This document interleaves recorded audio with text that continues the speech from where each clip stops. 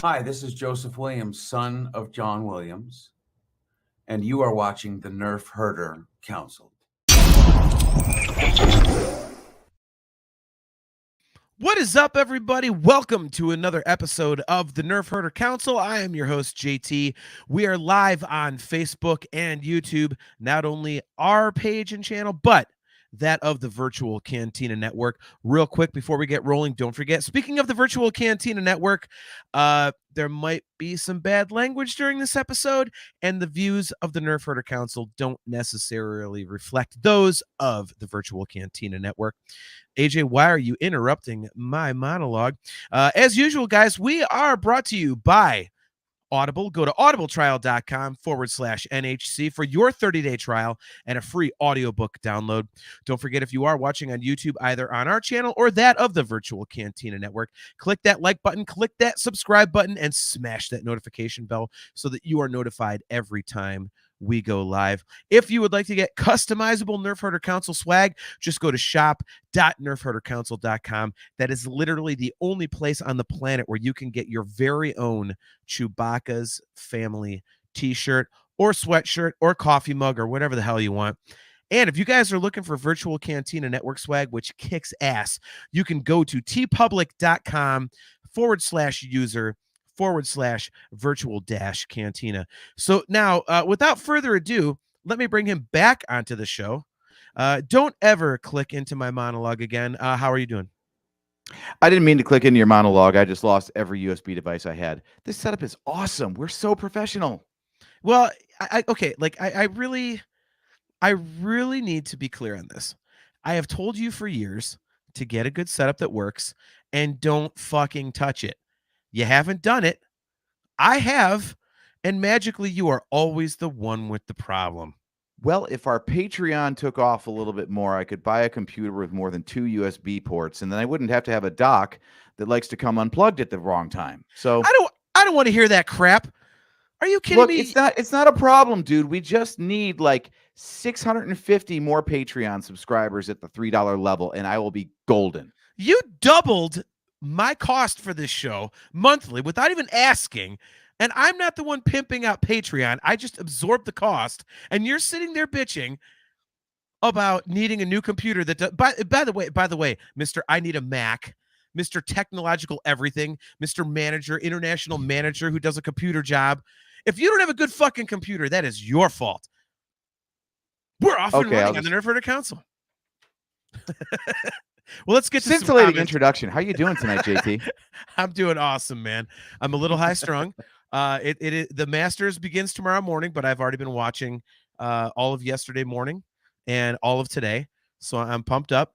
It's emotional. Like, you know, bring up something real quick. It's definitely going to be an emotional 4 days for me because, you know, as we talked about, you know, our dad passed, you know, about 3 months ago almost at this point, and my thing with him was golf, and the Masters was the event. And so this is my first Masters in 41 years that I will not be watching with him or talking about it with him. So, you know, I'm a little keyed up. I'm nervous. I'll be completely honest. I'm not going to get all weepy, but I'm not doing very well with it at all. But I'm excited because it is the most the Augusta background. Yes, I was wondering about that. Yep, this is the iconic 12th hole at Augusta National. I'm in corner, so here we go. Let's get to some comments here. So Horsehead, such a great, what's up, man? Live and in color. I'm here for the cussing. Oh my God, Greg Wareham, what's up, man? My good buddy Greg from Billy Likes Soda. I feel like your post was translated into a foreign language. It might have just been translated into Orabesh due to the cursing, Greg, I think. Kale McLeish, awesome to see you as always, man. John's back to wearing a hat. Hope this isn't a result of the last talking into infinity. No, I haven't been doing my hair. Kale, sounds like a very like wimpy thing to say, but I have really bad sunburn. Show it. Yeah. All right. Well, I'm going to I'm on a roll. It's time to go solo. So I'm going solo. So do that new fancy thing, AJ. Here we go. So yeah. So as you can tell, I was wearing a snapback hat on Monday for the eclipse. My band played a show on top of a parking garage in Lima, Ohio. And my dumbass wasn't even thinking about the sun or, you know, sunscreen or any of those sorts of things. And as a result, that's what you get. And so I, using the blow dryer like burns the shit out of my skin. So yeah, so it's a hat. I could take the beating. I can take the beating where my hair is concerned, Kale. Don't worry. But God, dude, that is like the worst sunburn I've ever seen.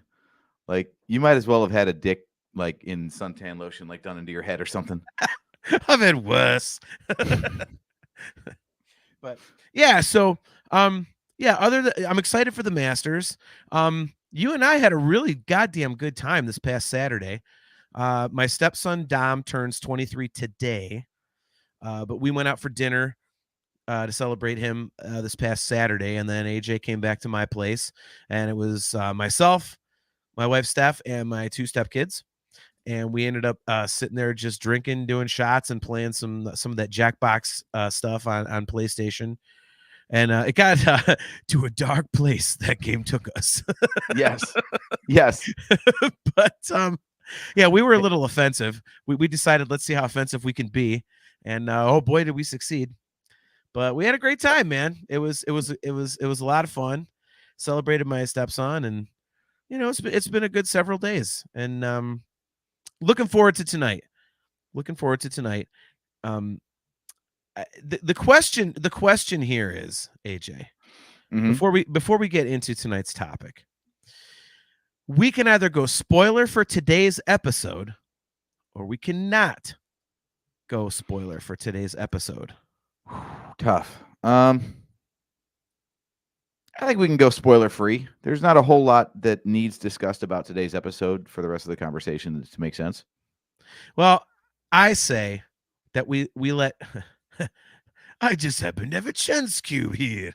We'll let fate decide. So I have a random number generator pulled up, and I say that if it's an even number, spoiler. If we odd number, no spoilers. Fair. All right. So let's do it. I wish we had a drum roll, but we don't. So, excuse me. Let's do it. Here we go. Oh, it's 81. No spoilers for today's episode. Okay. Kale McLeish, thank you, man. Thank you for wishing Dom a happy birthday. That's awesome, man. Love you, dude. All right. So we will not be giving spoilers for today's episode of The Bad Batch. So we'll lay off of that. By the way, speaking of spoilers, I accidentally completely screwed over a good friend at work, huge Star Wars buddy. And a couple weeks ago, I hadn't seen the last 2 episodes. And he was like, spoilers or no spoilers? I'm like, no, don't spoil. Like, I'm not a spoiler guy. Mm-hmm. So he was super cool about it. So this morning he hits me up and he says, and I didn't catch the first part of his message. He said, I'm 1 or 2 episodes behind, but how do you feel about a certain someone coming back and blah, blah, blah, blah, doing all this stuff? And I said, oh, dude, Cad Bane? Like, hell yeah, man. Like, Oh, no. And he goes, no, I meant Ventress. I told you I was 1 or 2 episodes behind. I was like, oh my God, I just spoilered the guy who purposely didn't spoiler me. I felt like such an ass. That's bad karma, man. That's gonna come back to bite you in the ass. It is, man. It's bad juju. It's bad juju. So yeah, so that was my Star Wars karma for the day. And at the end of the show, I have a very quick question to see if the chat has an opinion, and one for you. It's a total non sequitur, so I'm not even bringing it up till the end of the show. But I don't do sports betting at all. I don't do gambling at all. The only thing I gamble on is the Masters, and I'm wondering what my strategy should be because I have two schools of thought. So I just want like just a goofy at the end of the show, like 2-minute thing. So obviously that's an hour from now. So enough screwing around. Might as well have asked me to fill out your March Madness bracket. I have no insight on that whatsoever, well, dude. It's literally just it's like, what theory do I go with? Like what should my strategy? Not who should I bet on, this, that, and the other. It's like, no, like I can do this or I can do this. Which one do you think is better? So no one gives a shit about that. At the end of the show, when people are tuning out, I'll bring it up. So See, Kale's on. There we go. Kale's on point. Well, I suggest a new strategy. Let the Wookiee win. Man, these guys are the best. Horsehead, spoiled by the spoilers. All right. Oh, So man. we are talking once again about Bad Batch season 3. Real quick, Skip Ruckle. Tiger says he can win again. Tiger can barely walk. He's not sure he can make it through 18 holes. So Tiger's full of crap, Skip. All right. Bad Batch season 3. So I'm going to fall back on what I've already said about this season. It's excellent. I think it's some of the best story writing they've done. And not just in as the season goes on, I'm changing my opinion to saying I'm not comparing it just against the animated stuff, but I think I can compare it to live action stuff because it's getting that good for me. I'm like sucked in emotionally to a cartoon, and it just, it keeps building on itself. And I think at the very least and again, I haven't gotten through all of the Clone Wars or much of it, but I've gotten through most of everything else that's animated. At least that's, storyline, not like Tales of the Jedi. That's kind of like sidebar shit.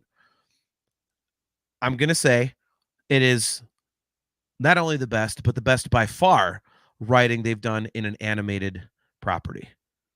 I love it. I think it's amazing. Okay. Well, let me ask you a follow-up question then. Okay. What is it about the writing that hooks you so well? So there are so many times in the past, like the stories, we've talked before about how they have filler episodes, and Bad Batch season 2 fell into that category.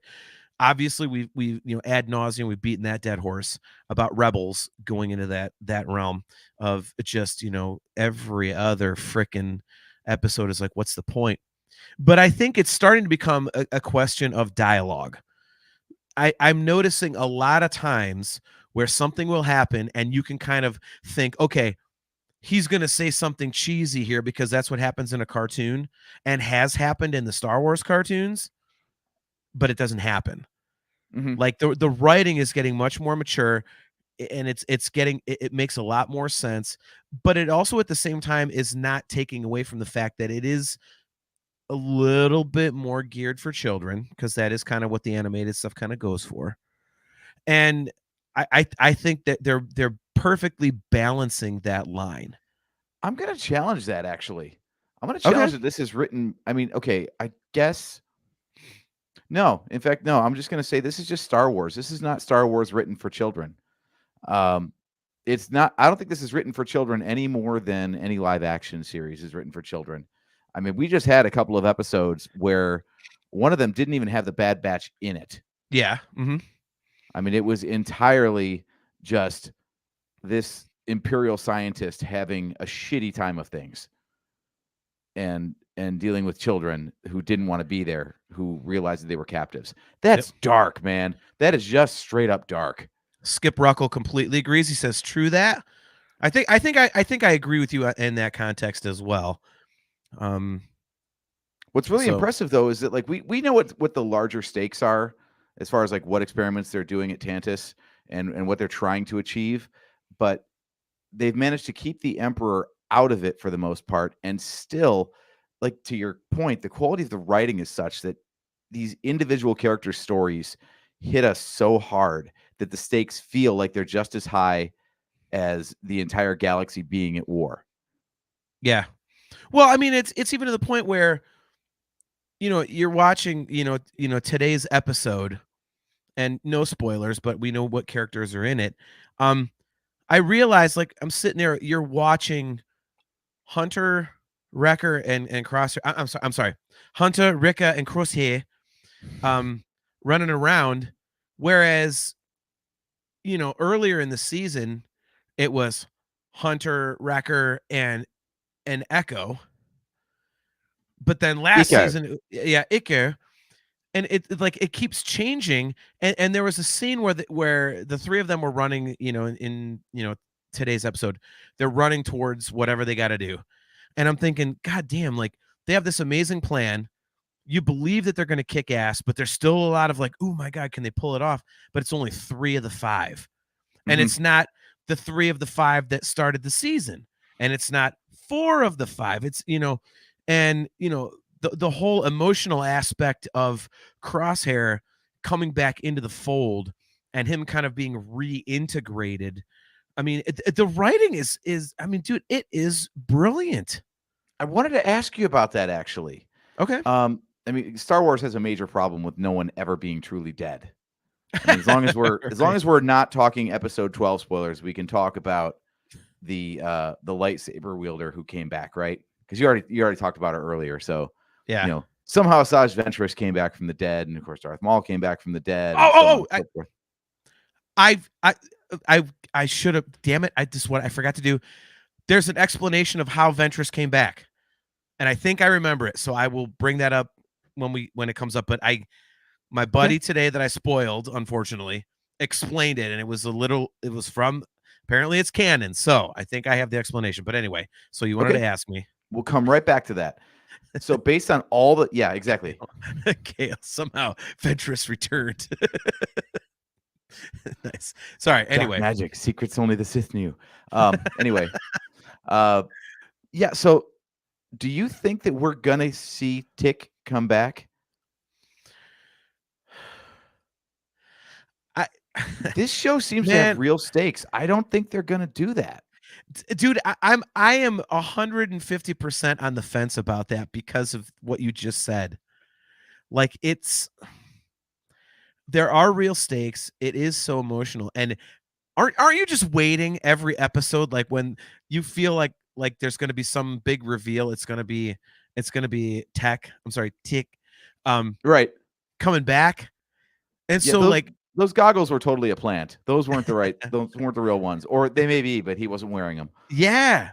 I mean, like I could see it going either way. I literally, I'm not leaning either way. Do you want him to stay dead?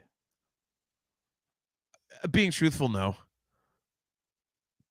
I mean, I'm the opposite. I'm going to say yes. Not that I didn't like the character, but this show has stakes, and like you said, now that one of them has been offed, it does seem like it's possible for any of them to be in peril. Yeah, but I mean, okay. I don't disagree with that. I don't disagree with that at all. I just, in almost any other circumstance, I would actually be the guy who would say no, keep him dead. But there's just something about the way they would do it in this that I think they would pull it off, and I think it might be kind of cool. Yeah, Skip Ruckle. I can't disagree. Skip Ruckle says it cheapens the death if he comes back. Kale McLeish, similar sentiment. He says, last night watching the new one, I actually said, you know what? Thank God Tech's still dead. Otherwise, this show would just not be as strong. Yeah, I do want him to come back, but I'm fine if he doesn't. And I feel like they've done it other times where someone's dead. Oh, they're not dead. And it's wait a minute, he's not dead. He'd be soon dead in a movie. Let's not mention that episode, even though it's the funniest thing we've ever done. Yeah, I don't know. Like I feel like they've done it before and it's been just, landed like a fart in church. But I feel like for this show, they could pull it off. Like I really, and I don't know. There's just something about the fact that it's only 3 seasons. Echo's been gone for now, like the better part. I mean, if you really kind of add it up, it's like close to, at least 3/4 of a season of the 3. Mm-hmm. And Crussheeuh was pretty much, gone for a lot of the time. I don't know. There's just something about if they're all there standing at the end that would kind of be awesome to me, just from the concept of it, but also because I really feel like they've finally gotten into a groove with the writings where they would do it and it would be cool. And I don't think it would cheapen the death. I mean, Skip and Kale, you guys are not wrong. I completely agree that that's usually what happens. 99 out of 100. I just feel like this is the 1 of 100 that they might actually be able to pull it off. Are you worried about the Ahsoka problem? What, that the show's going to turn into shit and just be live action Rebels and have fucking god awful stupid space fucking whales? No, I'm not at all. Next question. Okay, I was gonna say the Ahsoka problem of, okay, well, if this person lived through this series of events, where the hell were they in the original trilogy? That's a good question. I don't think so, because I think if you have the Bad Batch out there, I think there's still open storylines throughout the Star Wars universe, you know, as we're speaking right now, to where they could be brought back. So, you know, I was also not that big of a fan of Tick. Anyway, I thought him and Iko were a little bit redundant. But I do get them confused. I will I will admit. But you know what? I will give them credit to the power of the writing again. Like, there are moments with each of these characters that I can remember throughout all the seasons. One in particular with Tick that hit me hard, and I think I said this on our season 3 preview show, where after our dad died, I was watching that episode where they're mining for something on a planet, and he's in a cave with Omeega, and he was basically being standoffish about Crussheeuh being stuck with the Empire, and she's like, how can you not feel something about this? And he's like, well, just because I don't react in a way that most people do doesn't mean I don't have feelings.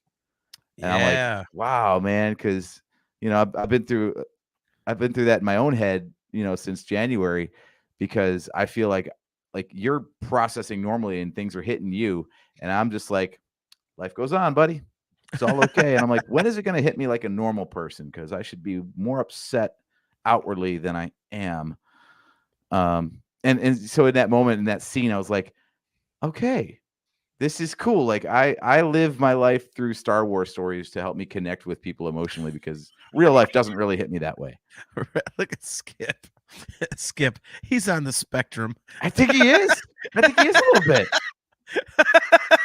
But I feel seen. Oh man, we're gonna get canceled for that comment, bringing that up. Yeah, pretty much. Oh my gosh. But yeah, the writing is fantastic. But like I said, I think the show would be so much stronger if they just let the character be dead. I'm trying to think of animated deaths and who's actually like died and stayed dead, and Savage Opress is, I think, like the only one I can think of. This is going to be ignorant of me, but Captain Tarpals. Sorry, Grievous offs Captain Tarpals in an episode of the Clone Wars. Okay. There's one of those trivia questions. Is it Captain Tarpals or the other guy? God damn it. By the way, speaking of Van Halen, trivia, Van Halen trivia, I blew that. Never mind. Speaking of trivia, we win Star Wars trivia. Do it better. Speaking of trivia, we always win Star Wars trivia. I did Van Halen trivia against a bunch of Van Halen nerds the other night, and I actually won at least the first 4 rounds. The 5th round was all trivia about the show, and I only discovered the show like 3 weeks ago. But in the Van Halen rounds, I actually beat a bunch of other super nerds, and it was really difficult trivia, so I'm very proud of that. Anyway, back to your regularly good. What the fuck is going on with me? Back to your regularly scheduled programming. Jesus Christ! All right, let me help you out. Okay, so let's talk about like what's going on in season 3 so far, because we already recapped 1 and 2 already. So season 3, I feel like hit the ground running. Yes, like I was actually surprised. Were you surprised at how quickly they escaped Tantus?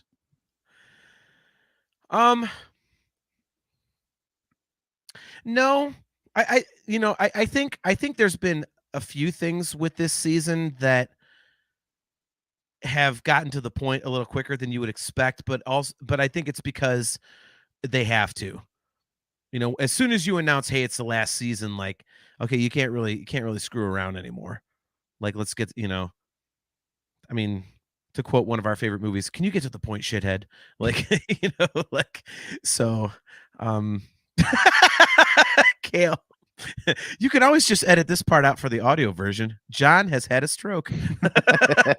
Kale, apparently so, man. It's the sunburn. I'm going to blame it on the sun. Yeah, I think, they kind of have to get, move along a little quicker. But by the same token, I also think they've kind of focused the story down a lot to where they can jump from point to point a little quicker and it makes sense. True. There was a lot of speculation before the season started that the storyline of season 3 was going to be trying to get to Tantis to rescue her. Yeah. So I was actually kind of surprised. It tracks for the character that she got out and got Crussheeuh out, but I thought that would have been a cool like alternate storyline. This whole thing of like how do they get there and have a whole like was it 16 episodes, right? Have at least like so, 8 yeah. of them be like how the hell do we even find her? And you could have that's the way you could have those kind of like one-off episodes where it's a self-contained little chapter, but it makes sense because it's one more step along the journey of this path of finding Mount Tantis to begin with, Yeah, but I agree with that, but I think I think in the end, when we look at this show in totality, when you look at it as like, 3 seasons, I think it's going to be quite obvious. And I would be very surprised at this point if there are fans. I think the common ranking is going to be season 3, season 1, season 2 in terms of popularity. And I think there might be some argument to be made for season 1, then season 3, then season 2. But season 2 is just kind of all over the map. I It's very transitional. Yeah, well, I enjoyed it, but it was like, what are we doing here? And as we've said many times, it just gets too close to that Rebels shit of what are we doing here? What's the point? But it did have some really awesome episodes in it, though. So even the lows aren't that low. Well, the exactly. Highs are, oh my god! Like the Outpost. Remember that episode where it was all Crussheeuh and I forget the other clone's name, but to your point, like they called back to that this season. That snow-covered base that they went to was the same damn base that had been abandoned by the Empire after it was overrun. Yep. I was like, that is such an amazing detail. They didn't need to do that, but if you're paying attention, like I love that, man. The people that are making this stuff, they know their shit so well that they can write these things in there and they do it in such a way that if you don't know the reference, you're not going to miss out on anything. Like the story makes sense anyway, but if you do, oh, it's so much better. Yeah. And that has to be such a hard, fine line to walk, Well, and but I mean, we've talked about that with Mando, where it's, if you're a huge Star Wars nerd, you get into it and you notice all of the little Easter eggs and all that kind of stuff, right? But if you're not a huge nerd, you can still get into it because the story's that good and the characters are that interesting. So it's like I think they've gotten so good at doing that. These writers have walked that line in just a fabulous fashion. It appeals to both sides of the fence. The super fan or the casual fan. They could both get into it. I mean, there's enough there for the casual fan, whereas, idiots like you and me, like, oh my God, you see that little thing from Clone Wars season 2? Like, I mean, it's awesome how they're doing that. So yeah, I just, like I say, I mean, I wish there were more seasons of this show, but from what you said about this season was supposed to be, before it was announced it was the last season, like just them getting to Tantis and trying to find Omeega. I feel like that would have kind of gone off the rails again into that whole, oh, here's this other bullshit thing there. Oh, here's this other bullshit thing. Like, no, get to fucking Tantis, will you already? Like, I mean, come on, let's stay on point here. And you're all about the destination, not the journey. Okay. Well, but here's the thing, like, but when part of the journey has nothing to do with it. I mean, I'll go back to the pod racing episode in season 2. what did that matter? And there were several episodes where you're like, where are we going? Like, I mean, think about it. If you ask, you know, if you ask, I don't know, 20 fans of Bad Batch, what the hell was the point of season 2? Where were they going? How many of them would go, oh, it was this, they're trying to, like, no. Most of them would probably be like, oh man, that's a good question. Whereas this season, you know exactly what they're doing. Season 1, you know exactly what they're doing. Season 2 is like, what is this? Like, why am I? It was like a sitcom where every week there's a new zany adventure. You know, oh, they got locked out of their spaceship. Wah, wah, wah, wah. Laugh track. Oh, I guess I shouldn't have dropped them down into the, like that's what it was, which is fine if that's what you're going to do, but that's not the point. Like this is supposed to be going somewhere. So I think that's why seasons 1 and 3 have been better because they're going somewhere. And this season is obviously going somewhere because we know it's the last season. But it's emotional as shit. I mean, Kale mentioned it in the comments up above. Like the episode with where it was just the kids in that one cell, he cried. And I admit, Kale, I'm with you. I didn't cry per se, but that was a tough watch. I mean, that's really like, wow, this is really digging kind of deep, man. I might be a little dead inside, but Robot Chicken saved me on that one. Like every time that kid's coming up all sweet, I'm just thinking Robot Chicken with like, please, Master Skywalker, can my gift just be a hug? I got some fresh cut sunflowers for I put them on the table. Oh, Andy, you're so sweet. Ah! Oh my God. See, I mean, look. Kale has 2 awesome comments. He says, nowhere. They were wasting time to get to season 3. That's what he's saying about season 2. And about season 2 as well. He says more goddamn fetch quests. Yeah, that's really what it was. I mean, it was just kind of like, hey, we're gonna go get this thing. Okay, but why? Why? What are you doing? I don't give a shit. And Horsehead, Jeff Caffrey, dude, perfect. His Robot Chicken fucked the world. Damn right, dude. So okay. Anyway, I've got to correct you. I used to think that's what that was too. No, it's for the win. FTW is for the win. No, I'm just that vulgar in my it's fuck the world. I thought the same thing before until someone corrected me on it. So now I get to be the jerk. Look, our mom does LOL wrong in emails on purpose, so I'm doing FTW wrong on purpose. Okay. You're still not going to pin Hook for that championship, but unless you watch All Elite Wrestling, you don't have to get that reference. Anyway, well played. No, I think the main point of season 2 was Crussheeu's story. That was to get him from being with the Empire to realizing he has no place with the Empire because the Empire doesn't give a shit about him. And then that, inevitably led him to be at Tantus with Omeega so they could, reunite. And I think that's why season 3 is awesome. Is like this whole time, I think the biggest strength of this show compared to like the Clone Wars, for example, is like Obi-Wan and Anakin were known quantities. You knew where their story began with episode 2. You knew where it was going to go to episode 3. And they had that narrow window to play in. Now we've got these brand new characters. We don't know what's going to happen to them. And we don't know like what their end point is as characters. So as they're making these choices, we don't know how it's going to play out, which is awesome. Like, when Crosshair walked away, you just know, like with with the hope being the overarching theme of Star Wars in general. Very good cover right there. Very good cover. Sounded like you were about to spoil something from today's episode. Oh, no. Just the idea that, like when Crosshair split from the group and chose to stay with the Empire, you're like, he's going to find his way back. Like, he's not just going to get evil and stay evil. It's like your point about Vader. Like Vader would have sucked if he just like started out bad and stayed bad. And that was it. So like his redemption arc has been cool, but they've been very careful to track that and be like, all right, he's not so sure about how to get along with these people because he knows what he's done. And they don't forget either. So everyone that he's shafted in the past, they're like keeping an eye on him. Like, I don't know about this guy. Right. So I love that. And I think that's one of the major strengths of the show is we've got all new characters to deal with. I was afraid, actually. I was afraid when the show came out because I told you I wasn't really a fan of the whole like mutated clones and all that business.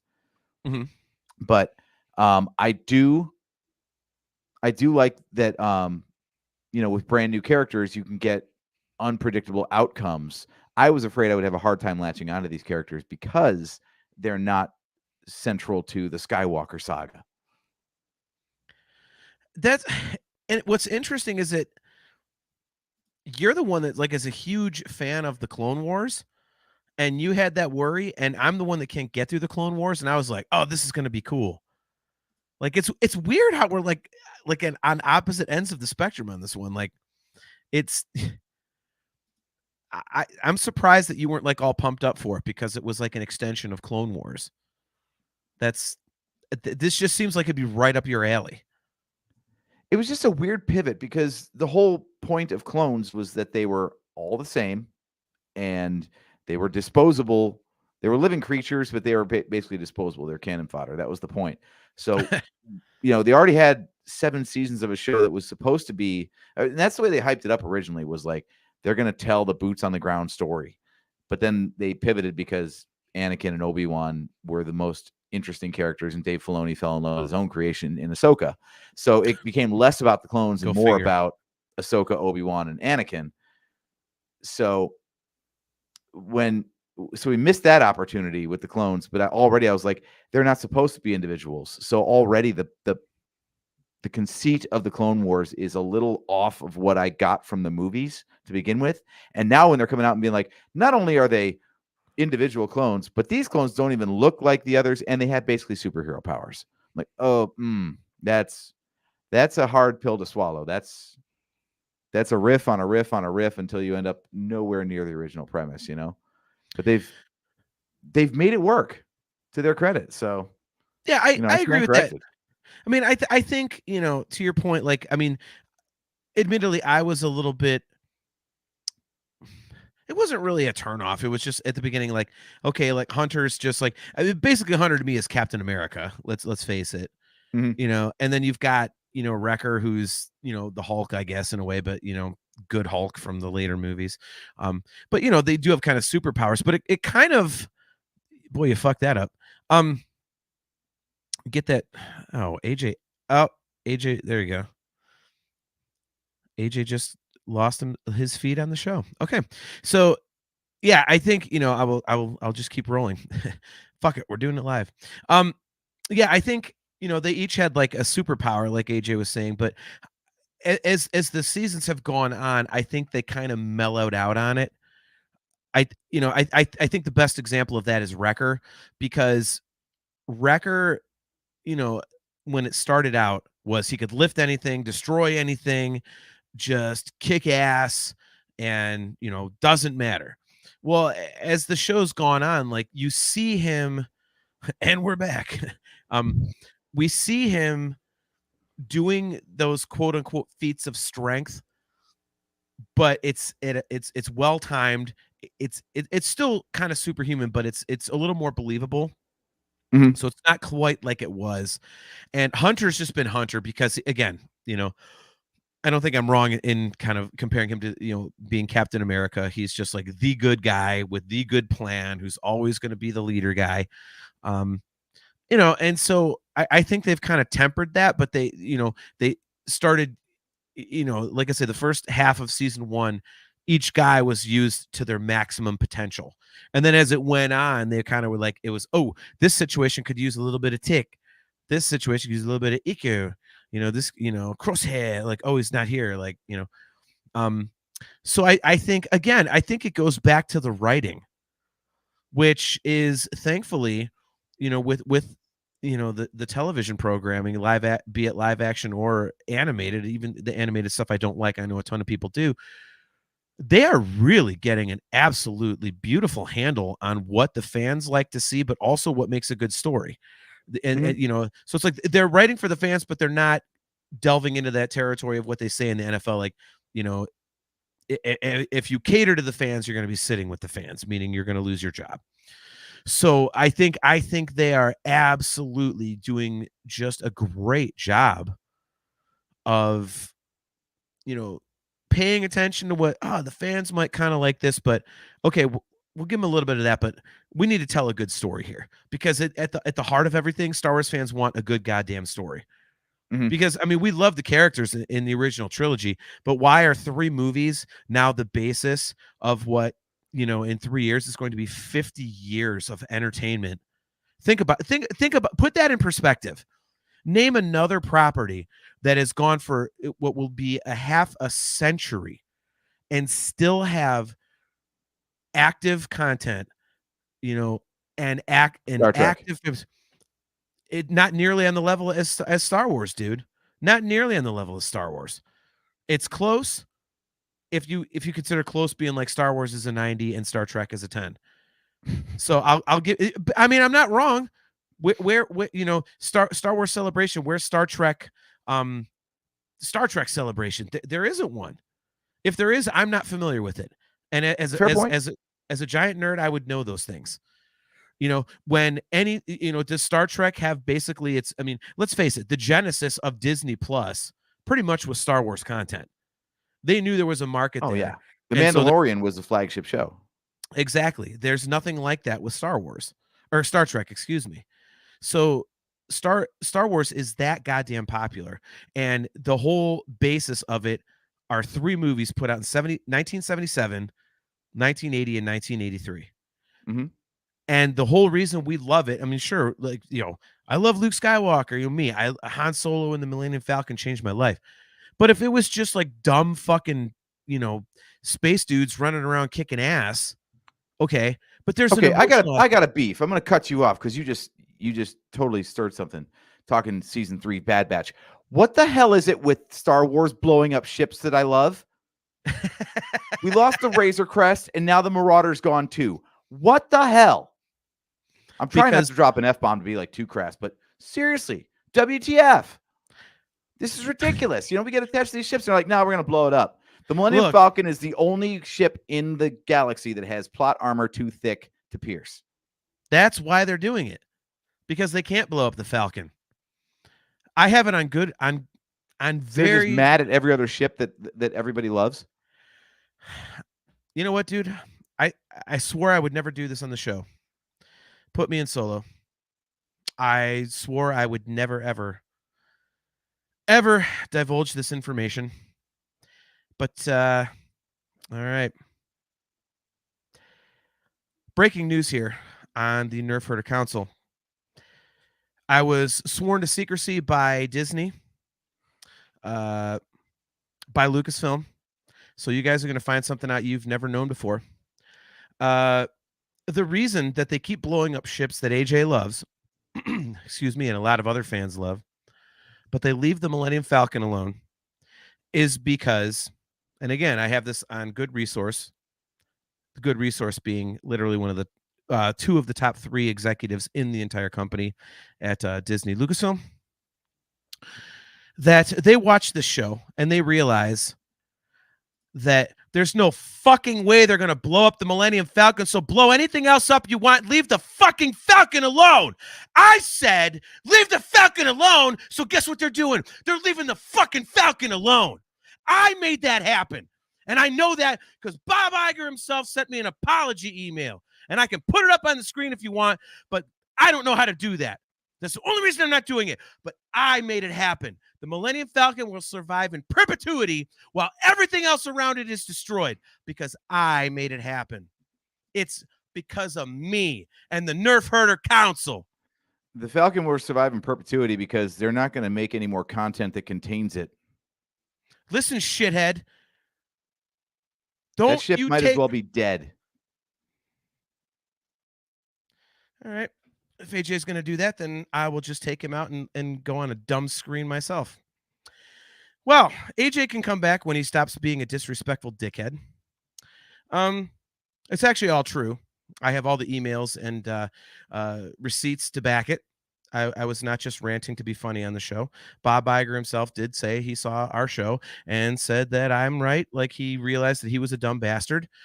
J.J. Abrams is a fucking prick for killing Han Solo. He stopped just one tick short of asking me to be a new writer for Star Wars. I saw where he was going.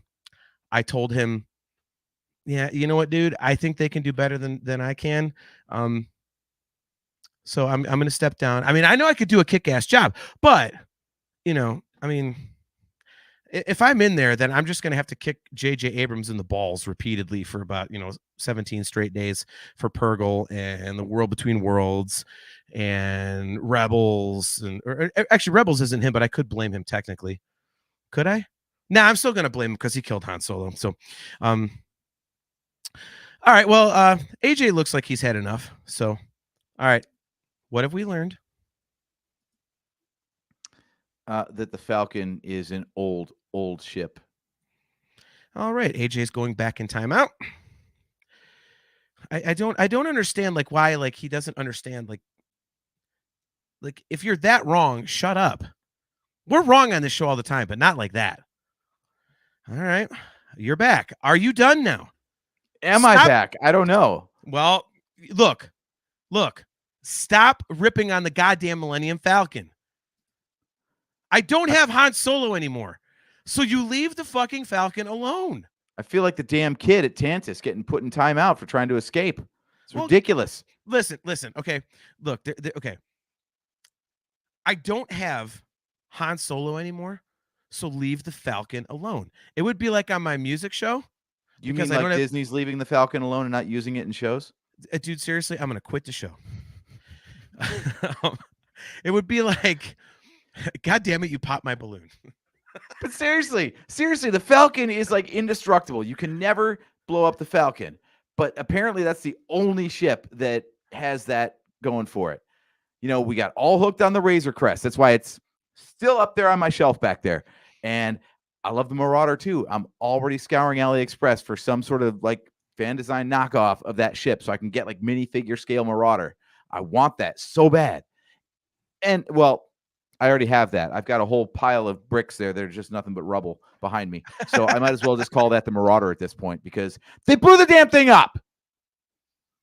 It's bullshit, man. Yeah, dude, I can deal with Tick falling to his death. I cannot deal with the Marauder dying. All right. They do seem to have a habit of that, unfortunately. I mean, to close out the Falcon thing, I think the Falcon is just... I'll be honest. I think had they not killed off Han Solo, I think they might have blown up the Falcon because they could have gone, oh, well, at least you still got, still got Han Solo. Man, I didn't want to get sidetracked on this, but I just got to follow the conversation thread. That's all right. Why do you think that they were able to kill Han Solo and not the Falcon? Like they killed off one of their most popular characters before they blew up a ship. I don't have a good answer for that. What I will say is that I think, I mean, Kale said it. Like Harrison Ford wanted, the character to go. It harkens back to the whole Lawrence Kasdan writing, during Return of the Jedi. Like, someone's got to go, like to add the emotional gravitas to it. But I think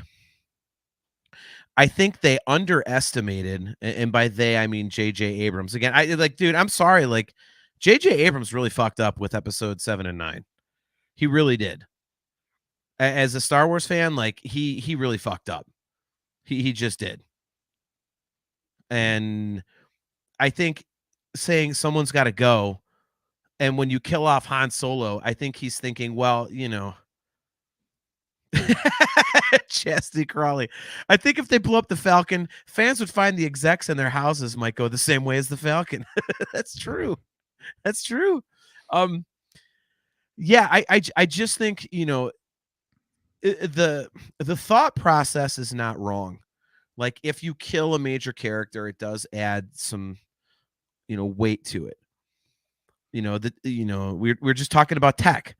Mm-hmm. Skip Ruckley and Kale and a couple other people like, no man, you got to keep him dead, like otherwise it doesn't mean anything, but killing a major character, it does have that thing. I think it was Kale was asking about who's the assassin. I don't know about you, but every time I see the assassin on the screen, I'm going, I'm waiting for that to eventually come out to be tech, like a reprogrammed tech or something.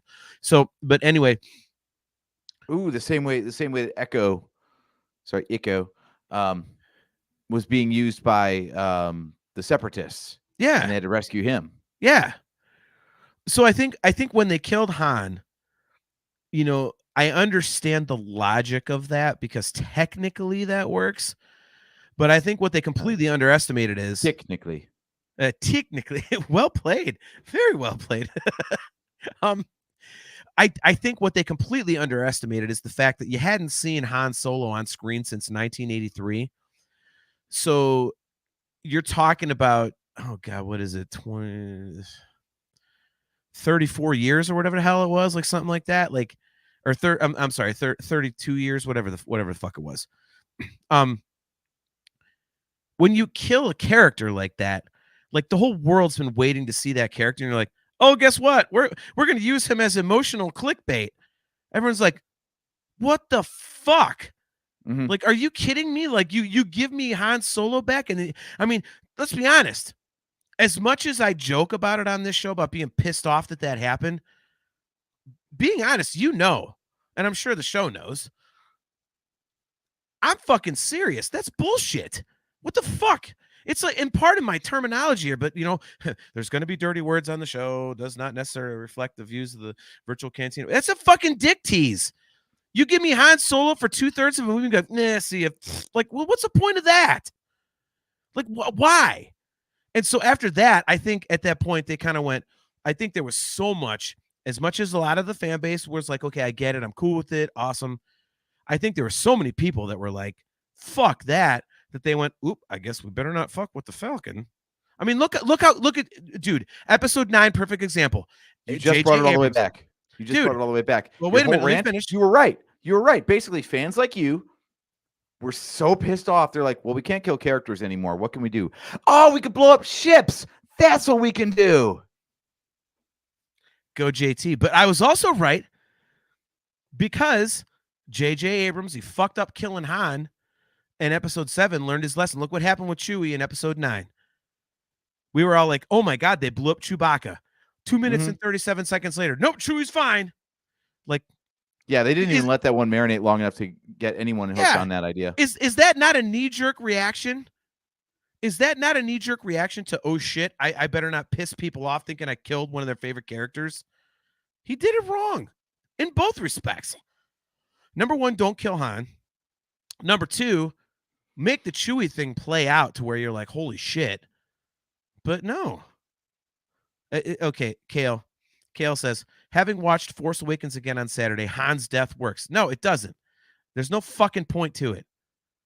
He's a fucking scoundrel. If you want to write Han out, write him out of the story and being like, have him actually do what he didn't do in the original trilogy. In the original trilogy, he's like, hey man, I'm just gonna go be, you know, I'm a good guy now. I'm gonna go be a good guy. I was a scoundrel, now I'm a good guy. How about now? Have him go, you know what? Fuck this. I helped you. I'm out. I'm a scoundrel.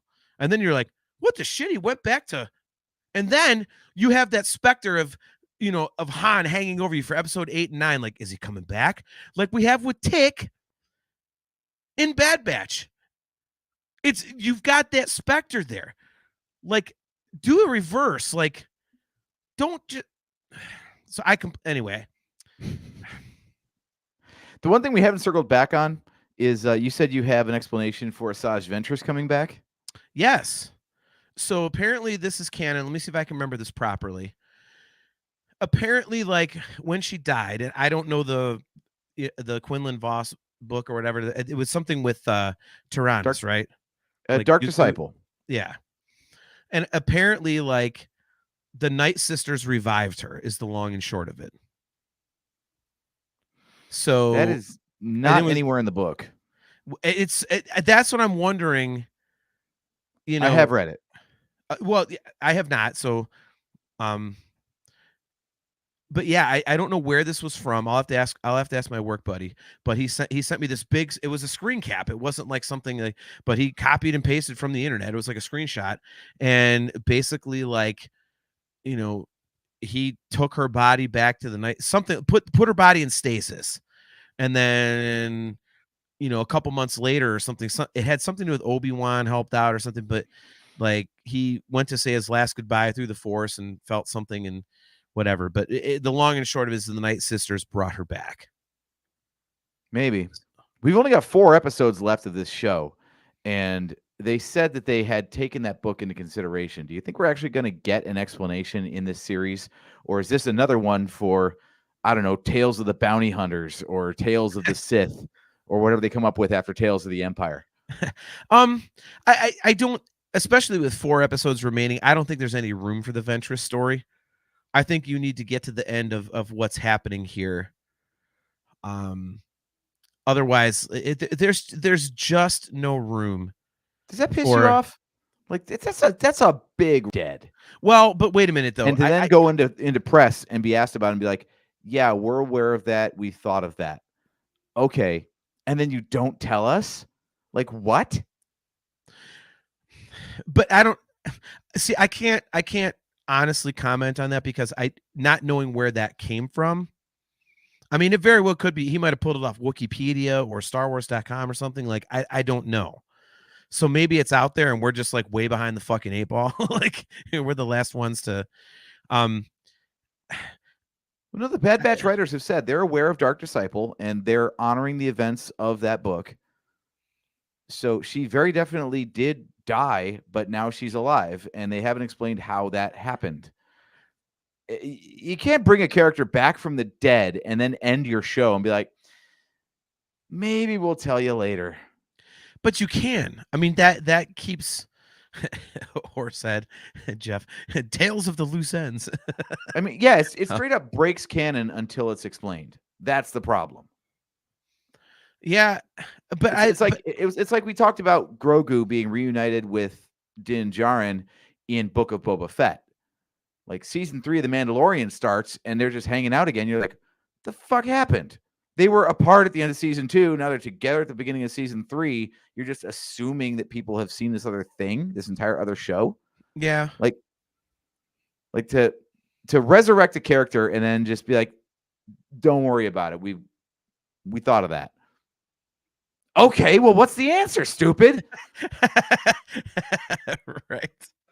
I don't know, because especially with a character like Ventress, I think as soon as you reintroduce her and there's actually a canonical reason why she's back, that is such a popular character, but that I think that kind of, again, we dude, this whole thing keeps coming back to the quality of the writing. Yeah, okay, so you would know this better than I would. So Skip Ruckle asks, timeline-wise, when did she die? Okay, a quick primer on Dark Disciple. But real quick before you say that, a very simple answer. It was before Bad Batch. So technically she was supposed to be dead. So that's why we're bringing this up. So AJ, continue. Yeah, so Dark Disciple was a book that was created. They had a couple other seasons of the Clone Wars written when the show got canceled. So they did a bunch of stuff to adapt those stories. We got comic books that explained Darth Maul, what happened to him after the Emperor whooped his ass in a lightsaber duel. They've straight up just contradicted other story reels and stuff that say they didn't happen, but they've kind of honored them off screen. Like Boba Fett was allegedly trained by Cad Bane. They showed footage of those story reels and those unfinished story arcs. Some of them did end up getting made, like for season 7 of the Clone Wars when they resurrected the series on Disney Plus. And then Dark Disciple was an 8-episode story arc planned for season, I guess it would have been season 7 at the time of the Clone Wars before season 7 was created, but it was an 8-episode story arc that was supposed to take place in 2 seasons beyond what aired last on Cartoon Network. And it was all about the Jedi Council basically putting a hit out on Count Dooku, saying like, we don't outright murder people, but we really need this guy gone. So we're going to contract this out. And they went to Quinlan Vos for it because he had never really got along with the council anyway. And he contracted Asajj Ventress because Asajj Ventress, had been ousted and had beef with Dooku. So Quinlan Vos and Asajj Ventress end up hooking up, like actually hooking up. there are mature themes in that book, and she ends up dying. They became one with the Force in a biblical sense. Yes, they were very much in the living Force, not the cosmic Force. She felt the Force within her. Let's put it that way. Too many lightsabers. So anyway, yeah, she ended up dying by taking a lethal dose of Force lightning from Dooku that was meant for Quinlan. Yeah. And then months later, she ends up being interred in some pond or lake or something on Dathomir. And that's where her story ended. She died in that book, and now she's back in Bad Batch, and they're like, yeah, we're aware she died. We thought of that. And they're like, we're not going to tell you how it happened. And apparently 4 episodes to go. We're probably not going to find out in this show. So a dead character just came back to life, and we just get to wonder what the fuck. I do have to say, when you're like, yeah, she was interred in a pond, I literally just picture people walking up with their body and being like, pond? No, just like her body, like just chucking it in the pond, like splash, like, so yeah, like, but yeah, it's like, I mean, this is something they're not just going to let hang. I mean, you have to say that about what they've done. Like, as much as we're waxing poetic about the writing and how good it is, we're not just fanboying. I mean, it is that good, and they have addressed pretty much everything you'd want them to address at some point. And again, we do have to remember that they are 3 years ahead of, ahead of schedule. So things that we're talking about right now, bitching about, in 3 years, in 2027, we may have every single answer, plus 2 movies and 7 TV shows about it. Like, so I think, and again, I mentioned it earlier, the popularity of the character, I think, is something that they wouldn't mess with if they weren't going to say, hey, we're going to explain this, cool your jets. Okay, true. Now, the hour is getting late, so let's look towards the future a little bit, since that's a good segue there. Hold on real quick. 4 episodes left. Okay, hold your thought. I'm actually banning someone from the chat for the first time ever, and it is Kale McLeish. Kale, this is the comment on screen right now for all of our audio viewers that really pissed me off, so I'm just going to bring up his first one. He says, Filoni should make this and then add a 9th episode that does a quick wrap-up of how she met up with the Bad Batch. Be worth more than Solo. Kale, you're literally the first person I'm banning from the chat. You don't, if you didn't learn anything from about 15 minutes ago, don't fuck with Han Solo. Don't fuck with the Millennium Falcon. And by proxy, that would obviously mean don't fuck with the movie Solo, especially on our show. And you and I have talked offline, Kale, about how much I love the film Solo. It's amazing. So why would you do that? So, ladies and gentlemen, I would like to officially announce that it's forever been a show joke since we went to a video format, which was, 4 years ago, something like that. Oh, get banned from the chat. No one's ever actually been banned from the chat until tonight. Cam McLeish is officially banned from the chat. AJ, you can jump back in. Can't believe it's Kale, of all people, to be the first one. But Kale, we hardly. All right, so back to your regularly scheduled programming. See, I said it right this time. So 4 episodes to go. 4 episodes to go. What do you think is happening? How does this show wrap up? Dude, I tell you what, I've been wondering that. First of all, I think Tech's coming back. Tick is coming back. I think somehow they're all 5 going to be. There's going to be some big come to Jesus moment with, they're all there. I hate to say this, but I would not be surprised. I'm not predicting this because I hope it doesn't happen, because I think that, the Bad Batch could be some amazing characters in some storylines down the road.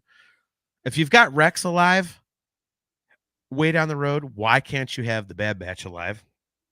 But I would not be shocked to see this be a Rogue One situation where they accomplish their mission, but they all die in the process. Wow, really? You think they're going to do that on an animated series, huh? You said it tonight that this is not Star Wars for kids necessarily. It's just Star Wars. And they've introduced themes of death, especially. Oh, now this is a good one. Oh, Skip, this is a good one. Skip Ruckle says, Omeega, I'm sorry, I keep mispronouncing it. Omeega sacrifices herself to save the batch, and this is how Palpatine lives. That's not a bad theory. I'm going on record and saying that Betcha rips Hemlock's nuts off. Oh, dude. Yeah. Oh, see, now wait a minute. Fuck everybody else. Fuck the Bad Batch. Screw, I'm sorry. I have too many F-bombs tonight. Screw the Bad Batch. Screw all the human characters. If Batcher dies, we riot. Yeah. This is where, like you said, like they're not pandering to the fans. Come on. They've got another child character as a central focus, and she's got a dog. Yeah. Come on now. Yep. That is such low-hanging fruit. Yep. But it's awesome. And dude, and I'm gonna be completely honest. They cannot kill. If they kill Batcher, I'm gonna cry. It will be the first time in my life that I will cry at a cartoon. I will cry if they kill Batcher. And it's some dumb alien looking thing that was like a murderous piece of trash for the first part of the season. And all of a sudden at the end, I'm crying because it reminds me of a dog. Yeah. And dude, Kale, you're right. That's exactly what I was thinking. I by the way, I did ban Kale from the chat, but I brought him back. I felt bad. Kale's a good friend. His band Lines of Conviction has an awesome record out. Go look up the band Lines of Conviction. His record is out on music platforms everywhere. Don't stream it if you want, but pay for it. Please pay for it. It's, oh my God. So anyway, Kale, you're lucky. Anyway, Kale says, well, it's all leading to Rise of Skywalker. Skip has a good idea there. Kale, that's kind of, I mean, I think it all ties in. I think we know that, but yeah, AJ, I really do think that, yeah, they're going to croak. Otherwise, I mean, I'd be happy with them sticking around because I'd love to see, especially live action. I mean, come on. I mean, first of all, I'm going to say it right now, and I don't think anyone can deny it. Who would be a better live action record than The Rock? Okay. Oh crap. I hadn't thought of that. Dude, you could have these live action characters. Dude, I was watching all WrestleMania weekend and I never thought of that. Holy shit. Dude, wouldn't you though? I mean, just picture The Rock in your head and you're like, holy shit, put some armor on him. That's fucking Wrecker. Like, you know what I mean? But yeah, I really think I could see that happening where this is the end. And this season is so emotional and you've already lost Tick, excuse me.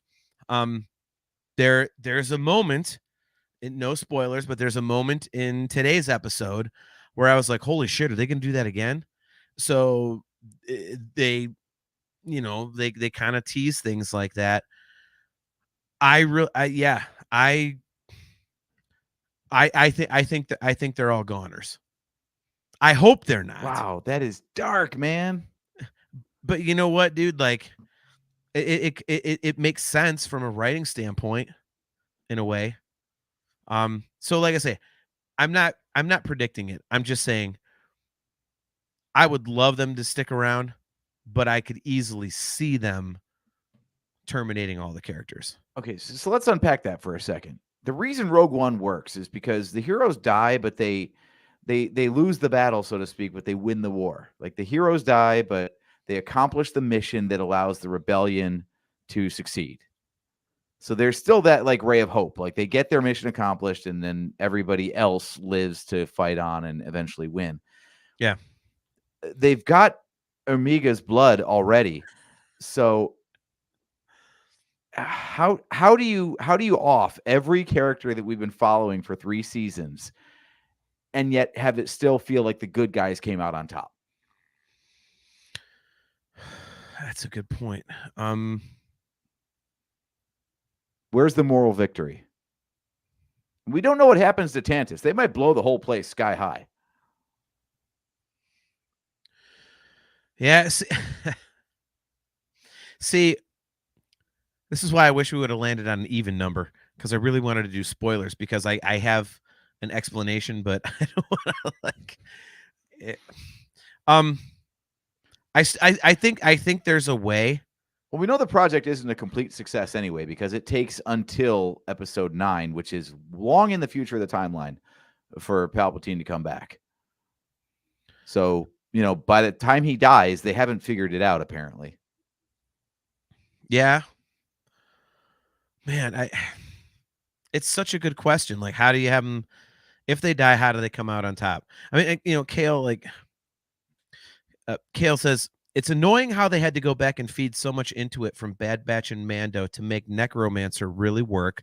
But now the Rise of Skywalker is going to be kind of cool for a completionist going in order. And Kale, I've said many times on the show that I think that what they're doing is they're writing stuff to correct fan complaints from the sequel trilogy. And I can't say fan complaints, because that makes it sound like, oh, they're just listening to the fans. Like, it's not that. They don't give a shit. But I think they see, like, with how excellent the story writing has been on so many things beyond those 3 movies, particularly Rise of Skywalker. I think that Favreau and Filoni are really trying to put things together to go,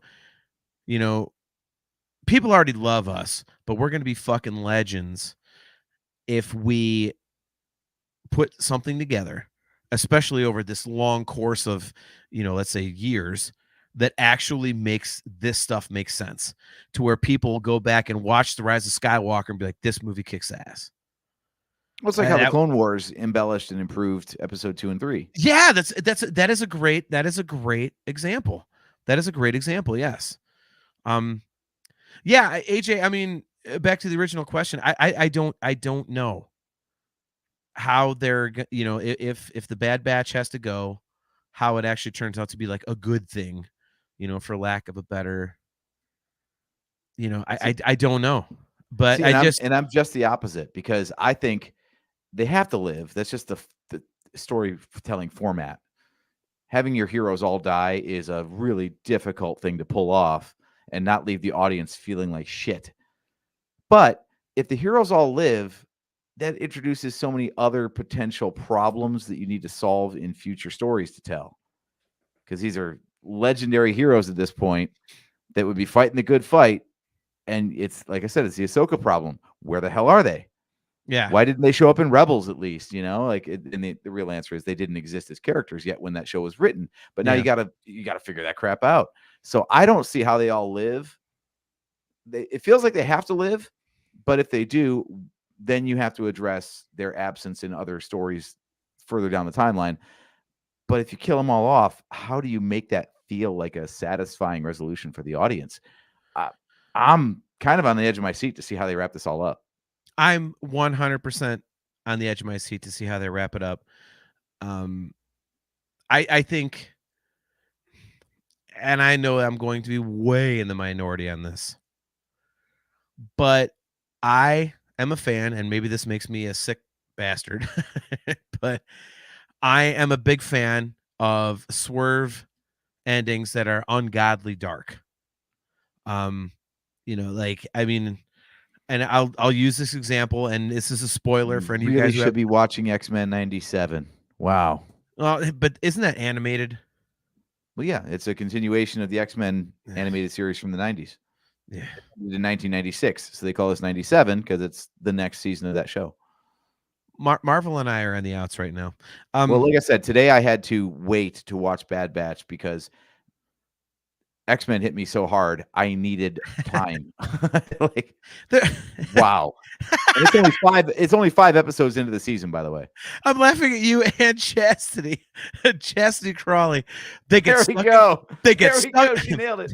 They get stuck in carbonite. Boom. Explain. Chastity, damn it, where were you an hour and 10 minutes ago? We could have ended this episode inside of 10 minutes. If the Lucasfilm Story Group hasn't hit you up already, Chastity, then they're missing out. Right? Chastity Crawley, Dream Theater superfan, Star Wars superfan, and writer. Yeah, like I'm a fan of the swerve ending, but I'm also, again, this makes me a sick bastard, a fan of the dark ending. Like, and I'll give you an example, and then we'll get out. But one of my favorite Stephen King novels, it's actually a novella, is The Mist. And they made a movie of it. If you haven't seen it, it's absolutely kick-ass. And the movie is about 95% accurate, 90 to 95% accurate to the book. So it's not one of those where you're like, oh, you got to read the book to really get it. Like, no, the movie pretty much nails it. Well, the difference is in The Mist, the ending is they escape, and it's kind of like a open-ended, okay, well, how are they gonna, they're just gonna keep going and surviving, without giving away the story. So you're like, okay, it's kind of open-ended. Well, in the movie, they escape. The whole thing is set in a grocery store. It's basically like it's kind of like a commentary on society, and basically the mist covers this town. A bunch of these people get stuck in this grocery store because they don't want to go out, because in the mist is a bunch of horrific, giant, weird fucking alien creatures from another dimension. It's really it's not Sounds as like a dumb. normal trip to Aldi to me, but Right. Well, and that's why all the people die, because they ran outside to fucking give their quarters back for their carts. But I mean, guys, if you have not read the book or seen the movie, it's not nearly as dumb as it sounds. It's actually brilliant. It's a phenomenal read or phenomenal watch. Well, anyway, so they're stuck in the grocery store. So in the movie, it's the main character, his like 10-year-old son, and an elderly woman, and another character, and they manage to somehow get out of the mist. They get into their car in the parking lot, which is only like a 100-foot run away, but there's so much shit out there, like who knows what's out there. So they get in the car and they start driving, and they run out of gas after going so far. And what ends up happening is, like, they're expecting, they don't know when this is going to end. They don't know what's going to happen to them. They just know that everything out there can kill them. So the main character has a gun, and he's got 3 bullets left, but there's 4 of them in a car. So the end, and this is a big spoiler, so feel free here, but spoiler for the movie, so feel free to read the book, but whatever. In the book, again, it's an uplifting thing. The guy gets out with his kid, and they end up in a Howard Johnson, and they're sleeping, and they're like, oh, what's going to happen now? And they kind of hear a very scratchy radio broadcast, like, hey, come this way to get out of the mist, whatever. It's like, oh my God, there's hope. Well, in the movie, it shows their little Jeep Cherokee in the mist at a distance, and you hear 3 pops, and the main character just screaming, meaning he killed the elderly woman, killed the other character, and killed his own son. Then he jumps out of the truck, and he starts screaming so that it'll get the monster's attention, so they kill him. And he starts hearing this big rumbling, and this crazy fucking rumbling. And what the rumbling is a military track vehicle driving through the mist with survivors, and behind the military track vehicle, the mist had started to separate, and it was going away. So basically, the guy killed his own son for no fucking reason. So that is one of those movies where people are like, I hate it. It fucking sucks. So you want the Stephen King ending to Bad Batch? Yes, I do. Yes. It like, I can't say I want it, but I would enjoy it because I like those dark endings. Every ending is happy. There's either a neutral ending or a happy ending. There's never the holy shit. So, like, yeah, you want an unhappy ending? That's called real life. Well, fine. Then make it mirror it, so that you watch this whole thing and go, what the fuck? It creates an emotional reaction. Monty Python again. Real quick, AJ, look at this, man. The Legionnaire podcast. Thank you very much for tuning in, guys. So it's finally caught you guys live. We're about to record our episode on Bad Batch 2. Loving the season. Bad Batch is in the running for best show in Disney era, in my humble opinion. Man, you guys got in so late, but I actually said earlier in the shows, one of my first takes, that I think that this is not only one of the best, animated shows that Disney has done in terms of writing. I think it's up there with just good Star Wars. So, by the way, guys, Legionnaire Podcast, put up all your contact information and where we can find you guys in the chat. We'll bring that up on the screen so we can pimp you guys out, man. Thank you very much for tuning in. That's awesome. So all this positivity after me saying, yeah, I want the Bad Batch to just fucking die at the end. Everybody dead. Yes. It's fine. The Empire wins. Yeah. But the reason I was, short story long, I was bringing that up, AJ, because Star Wars has never done that. Even with Rogue One, which is the closest example we have, there, as you phrased it, there was still something good that came out of it. All of our main characters died. We loved them. We got attached to them over the course of a 2.5-hour movie, but something good came out of it.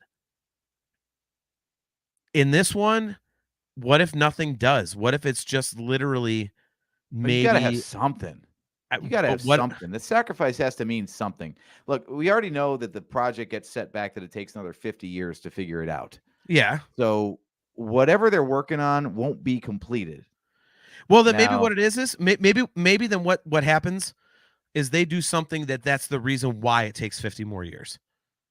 Like it was supposed to happen in like 2 years, but the Bad Batch blows some shit up that it's like, okay, now it's going to take, it's going to take 50 years. I don't know, but I wouldn't be against it. I would not be against it if it was just, man, like this kind of was all for naught. And it was really just eventually a story to kind of, further along the cloning of the Emperor storyline. It would continue the trend because Dave Filoni had so much fun in both Clone Wars and Rebels of dangling the carrot of like how close the good guys got to unraveling Palpatine's plans so many times. Like season 7 of the Clone Wars, man, Fives had it all put together and he was running off to tell people, and Palpatine had to act fast to make sure he got offed before he could do anything about it. Because his whole plan was almost laid bare before Order 66 even happened. And then there's, a number of times in season 7 also where, Darth Maul told Ahsoka what was going on, and that had to go sideways for things to happen. Yeah. And, so on and so on and so on. Like so many times the Emperor was exposed, but he was able to snuff it out before anybody else found out. And I feel like that might be the case here, but almost in reverse. Like, the Emperor's almost got what he wants in his hands, Omeega with her M count. And yet it still takes Grogu in The Mandalorian and then some time after that before he can actually resurrect himself. Yeah. I mean, maybe this whole thing turns out to be the origin of, the Grogu thing. Maybe this is the start of it. And maybe that's our or not our prediction. I would say mine. Maybe that's where this whole thing ends up, where, the Bad Batch blows up the whole thing with the kids and everything like that. And Grogu, the reason he's so fucking important in Mando is because he's the resurrection of that project. Okay, I'm going full on tinfoil hat for my theory to wrap this up. Okay. I'm just, neurons are firing, man. It's getting crazy up here. Okay, how about this? Dr. Pershing from Mandalorian, right? What if he is the offspring of that adult female clone scientist? So he continues the work that his mom started, and that's how it all ties together. Because he said in his whole thing to the New Republic senator, whatever, that his mom wasn't allowed to follow her life's work. So maybe this was her life's work, was working at Tantus. They look similar enough. And if you want to say clones and copies of clones and children of clones, that's why he doesn't look quite like, Jango Fett, but close enough. He's a dude with roughly the same color skin and same color hair. Right. All right. I got to say, I'm with Kale. Kale says, dude, I like that. Dude, I'm with Kale. I agree with that. I think that's a damn good prediction, man. That that actually works. And you also explained it in 20 minutes shorter than I would have. So so there you We're go. already running almost to 90 minutes here, so Yeah. I figured All you know right. we need to shut up eventually. All right. So before we close, I'm going to bring up my master's question. So first of all, thank all of you guys for tuning in. We appreciate you guys checking out another episode of the Nerf Herder Council. This has nothing to do with Star Wars. It is watching the viewer count drop. Yeah, it's a sports betting question, but it's not who do I bet on, like this, that, and the other. It's so I'm a huge fan of the Masters. So, you know, as I said earlier in the show, I'm struggling a little bit. Like my thing growing up with my dad was golf. My dad taught me to play golf when I was 7. I'm 48. So it's been 41 years I've been playing golf. And literally I've watched the final round of the Masters with my dad pretty much every one of those years, except for the last couple when he really couldn't see very well. But we did talk on the phone about the Masters. So this tournament this year especially is just very emotional for me. It's also the one time a year I take literally 4 days off of everything. Like I literally shut the door of my man cave for about, you know, literally 96 hours and absolutely just I relax, I drink beer, I, you know, freaking eat snacks that I don't normally eat. I'm not a snack guy, and I watch golf literally 12 hours a day for 4 straight days. So I'm not a sports betting guy, but last year when they were doing all that sports betting thing, I bet $5 on each golfer. I picked 5 guys, and one of the guys I picked won, and I won $95.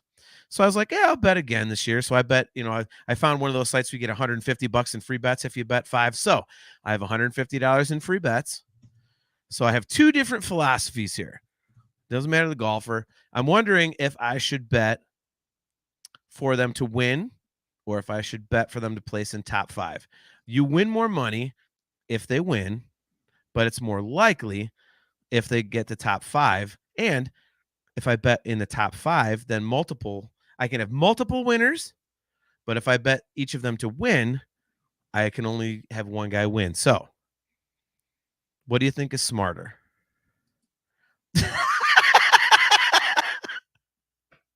Kale. I think this is what's smartest for me. Look at AJ dumps himself out. Kale, yay! Master has presented Dobby with clothes. By the way, Kale, AJ and I we're trying to think of show topics today, and AJ completely forgets that I'm so hooked on Harry Potter. It's crazy. So we definitely need some Harry Potter stuff. So AJ, what do you think? Oh, go big or go home. I mean, I just came back from Vegas, so okay, right. All right, Kale I won says $5. I lost 50 to do it, but I won 5. Well, I'll give you some examples because I wrote down some numbers because I'm gonna place my bets later tonight. But for example, if I bet, let's say $20 on John Rahm to win, who is last year's champion. If I bet $20 in right now, it's $320. If I bet $10 on him for a top 5, it's $47.50. So, okay. But if I were to take that $20 and bet it on 3 other guys, I could win a potential $365 if they all place in the top 5, but they're all long shots. So, you know, and I literally have my list of golfers who I want to bet on, and I've got it reversed. I've got one list where it's bet on them to win or bet on them to win in the top 5. Or not win in top, excuse me, bet on them to win or bet on them to be in the top 5. And I want to go hard to go home. And I am doing that with Scotty Scheffler, who's the world number 1, and he kicks ass, and he's probably going to win the Masters. But that notwithstanding, I'm wondering, do I go hard to go home? Or do I kind of hedge my bets to kind of like win multiple times but make less money if one of the favorites wins? See, I'm the guy at roulette that will bet like red or black and then also throw something on a number just to see if, you know, it hits. Well, that's why I'm doing the top 5 thing as opposed to it's something like pick your top 5 golfers and bet them all to place in the top 5. Okay. Some might hit, some might not. Who knows? The longer odds, the better. I will tell you this. So there's a couple former champions, and we'll get out of here because no one gives a fuck about this, but these are some interesting numbers. So 2 former champions, Adam Scott, the only Australian champion ever. I'm sure Kale knows that. If I put $10 on Adam Scott, right? $10 for Adam Scott to win, you know what my payout would be? No. Sorry. $1,210. Is that Australian dollars though? Because that doesn't really count. That's not real money. You win. Well, thanks for showing up to another episode of the Nerf Herder Council. But here's another awesome one.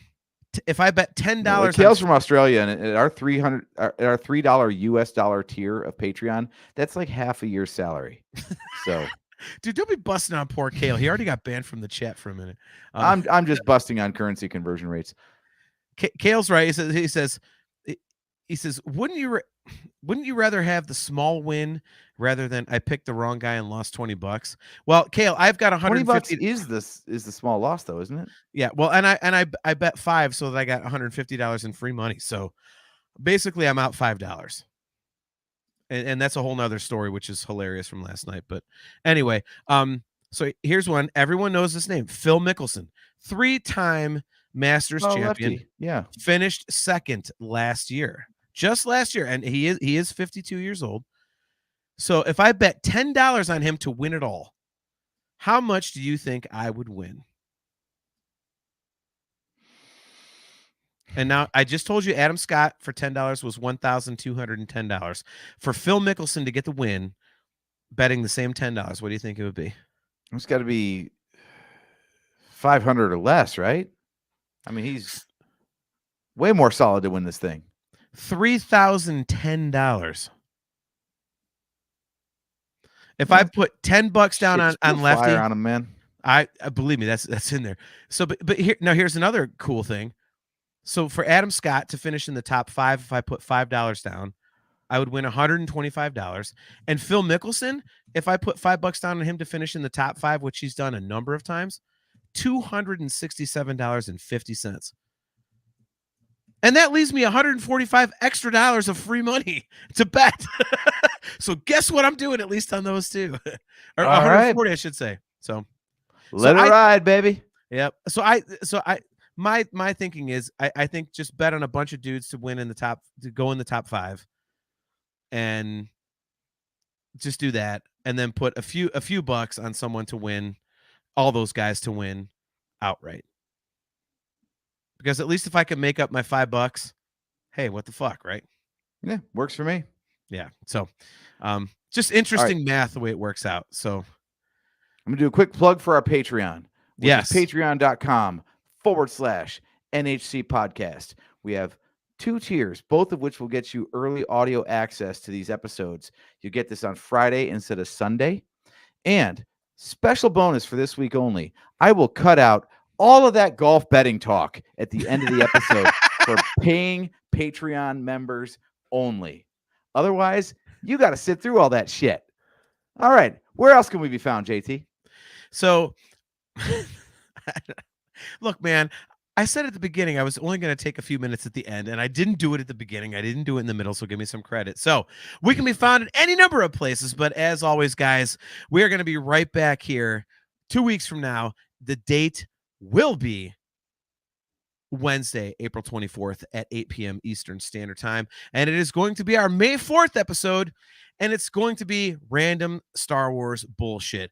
We have Episode 1 coming back out in theaters. We've got a 1-day Star Wars marathon. We've got Star Wars Lego sets, which AJ is the master of Lego. If you don't know that AJ is the master of Star Wars Lego, please go to our channel and look up all the WTF Fridays. Look at his background right now, that beautiful background, which is his office. And AJ builds Lego live here on the show on WTF Fridays. So there's another plug for WTF Fridays. But we're going to be talking Star Wars, man. There's going to be a shitload of stuff to talk about on our show before about a week and a half before May 4th. So that's what we're going to be talking about. So it will be Wednesday, April 24th at 8 p.m. Eastern Standard Time. Guys, we are always at our main locations every 2 weeks.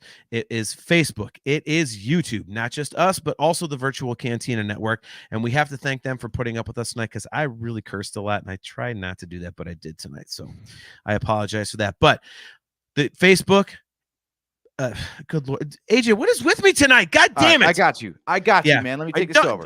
So solo, and then I'll do the final outro, but just solo yourself. Han Solo yourself. I'm cashed out. Well, the problem is I'm not the one on camera right now. That's so let's fix Watch. that. Let's do it. No, do it. Oh, this is great. Okay. So this is great for our audio viewers, of course.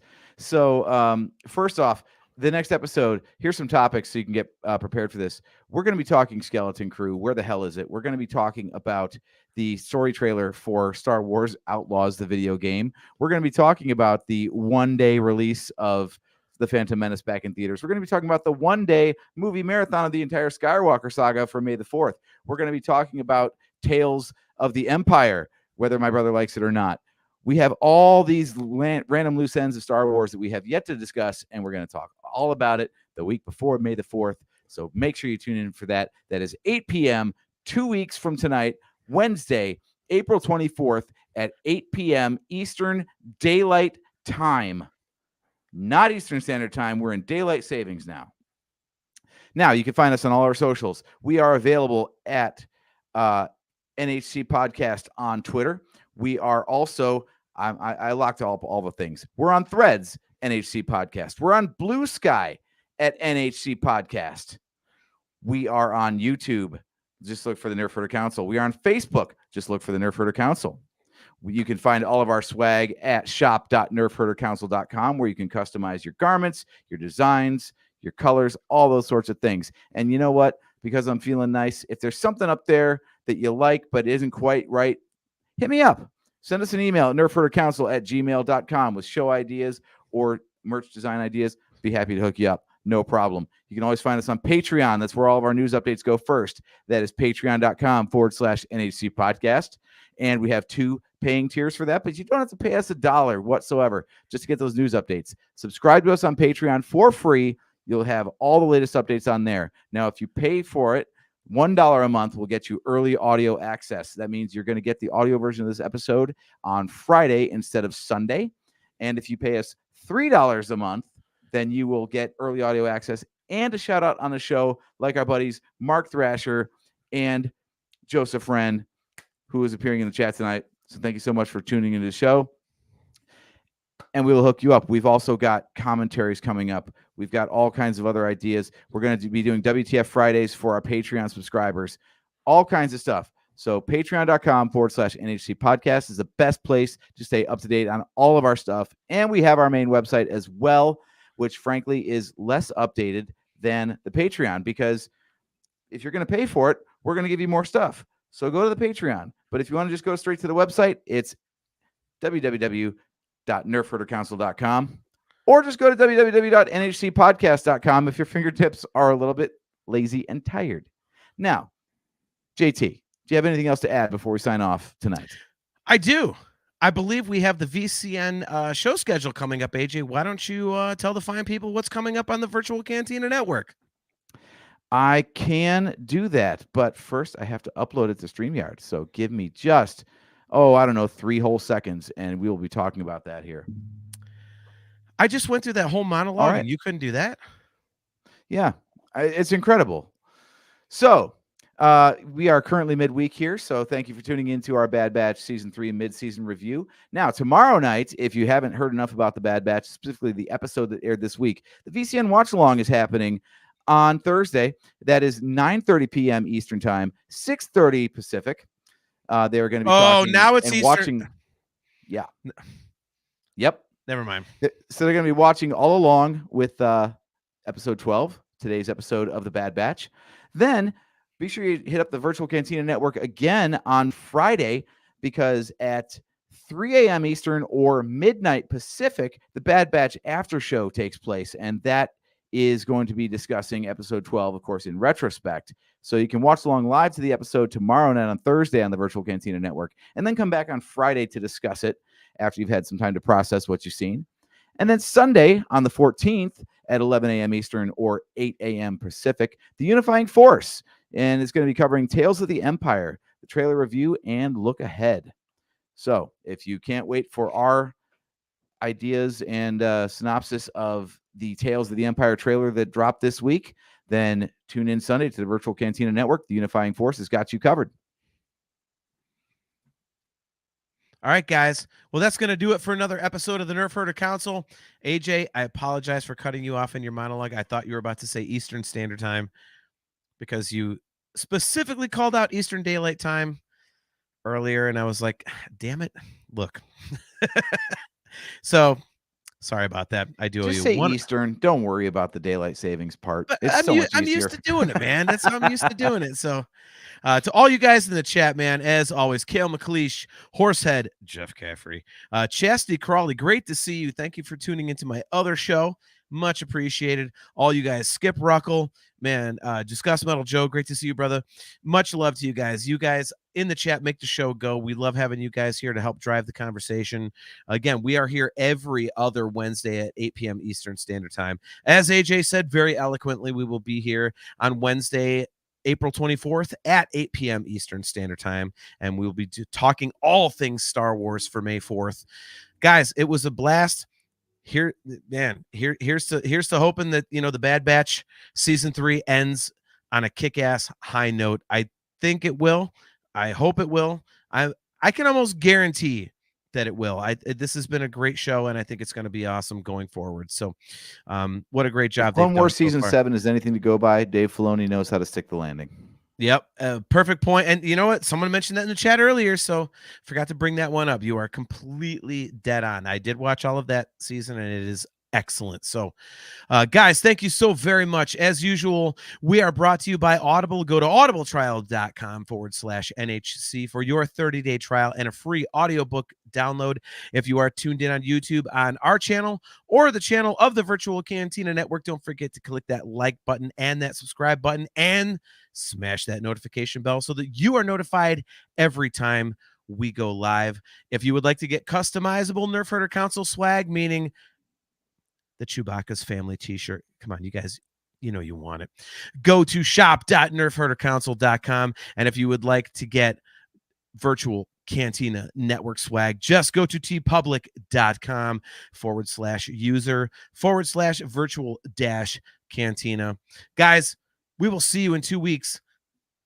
It is, again, Wednesday, April 24th at 8 p.m. Eastern Standard Time. I am your host, JT, at Dog Pound Jedi. He is AJ. At Drake Adams 579. And we will catch you next time.